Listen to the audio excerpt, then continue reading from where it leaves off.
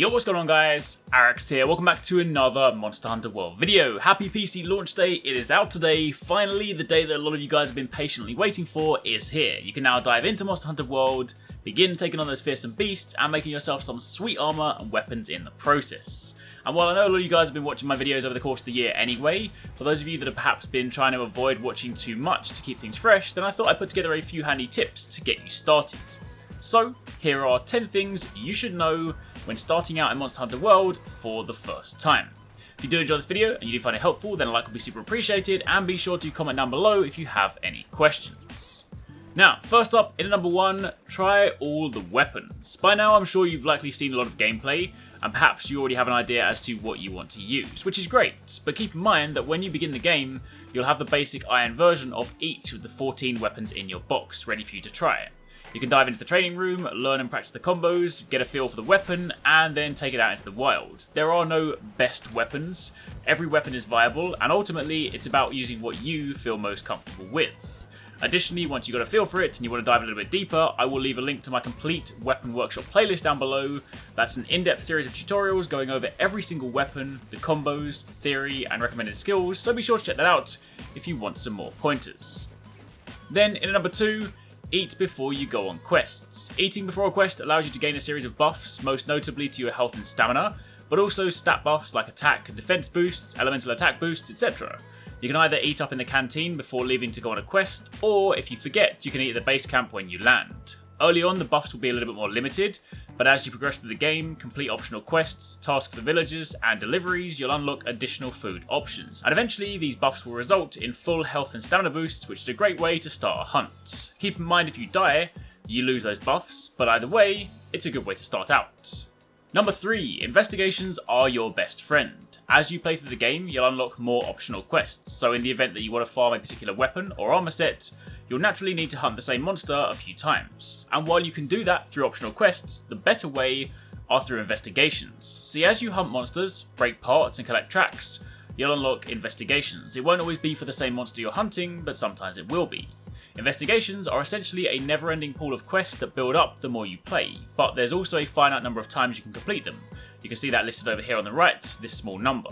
Whether you win or lose, each time you post a quest, it consumes one of these. But more importantly, the reason you want to do investigations is because they come with bonus rewards, bronze, silver and gold.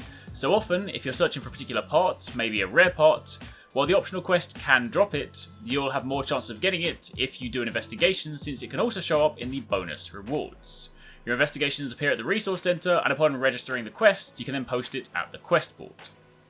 Next up, number 4, super quick tip, but also incredibly handy. You can fast travel around the town. To begin with, you'll be running around using the lifts, and since PC loading times are quick, that's not too much of an issue. But if you say you want to go to the training room, save going through your house and speaking to your cat, who then sends you to the training room, you can instead bring out the map, go to the world map, click on Astera, and then fast travel wherever you want to go. Number 5, collect everything. As you play the game and explore the world, you'll encounter plants, ores, honey, dung piles, bone piles, and more. It's worth taking the time to gather from these anytime you have a chance, because more often than not, these items will be used for upgrades and crafting later on in the game. There will always be that one time where you need just one more iron ore for that upgrade or that one more bone, so if you get into the habit now of gathering all the time, chances are you'll be better off when you need those items. Also, the same applies for tracks. Gathering tracks allows you to better research monsters you're hunting, better research levels makes it easier to track and locate them on the map, in turn making hunting them much more streamlined the next time around. So in short, gather everything. Number 6, upgrade your gear as you go. Don't worry about saving items. While it's true that in a game like this, you'll be making new armor and weapons faster than the weather changes, at the same time, the items that you obtain aren't finite, so don't be afraid to craft. It's a typical strategy in games like this to hoard items thinking that you might need them for something better later on, and while yes, in some situations that will indeed be the case, you can always get more. Upgrading your gear and crafting new items as you go will make your experience easier. Better gear gives you more defense, better weapons allows you to deal more damage, holding out for that perfect upgrade is only going to make things longer. And if you're new to the series, having better gear might also be the difference between taking down that monster or getting your ass handed to you. Also, this is Monster Hunter. The whole reason you play the game is to make badass armor and weapons, so get crafting. Then next up, in number 7, make item loadouts. Before you go on a quest, it's good to ensure that you have the necessary items with you. Potions, antidotes, flash bugs, bombs, there's a whole array of useful items, but ensuring that you have them fully stocked before you head out is always good. But at the same time, you also don't want to have to manually refill your bag every time. That's just annoying, and you might forget things. So this is where item sets come in. The prompt may vary depending on your button configuration, but down here you can see the option for Manage Loadouts. When this opens, you can save your current item loadout in one of the slots, and then the next time you need to draw items out, you can simply select the loadout, and it will fill up your bag. Keep in mind, when saving item loadouts, it also saves your radial menu configuration, so if you make changes to that, then don't forget about it and pull from an item loadout because it will reset your changes. So keep that in mind when saving your loadouts. And at the same time, that also goes for armor. Early on, you likely won't have to worry too much about mixing sets or decorations, but as you get towards late game, you'll want to save your sets. This saves armor, weapons, charms, and decorations equipped, allowing you to swap between sets very quickly. Number 8. Trade-in items are safe to sell. As you play through the game, you'll encounter items like eggs or special scales that in the item box are referred to as trade-in items. These items' sole purpose are to be sold. They typically go for a decent amount of money, and when you get the bandit mantle later on in the game, you can also use that to make monsters drop more of these items. But if you go to your item box, head over to this tab and scroll to the final page, this is typically where they are. Any of these with a trade-in item description can be sold. Moving on from there to number 9, learn to Superman dive and play dead. When you're fighting monsters and learning their move patterns, sometimes they just won't leave you alone. You'll make them angry, and they'll just keep attacking you while you furiously try to regain ground and control the situation. At times like that, or at times where you feel you can't quite escape from a situation, then there's a move we call the Superman dive. With your weapon sheathed, if you sprint away from a monster and hit evade, you'll instead dive, and whilst you're in the air, whilst you're diving, you are invulnerable. Keep in mind, for this to work, you have to run away from the monster, not towards it, otherwise you'll just roll, and you also have to be sprinting with your weapon sheathed. But this is something that will for sure save your life time and time again.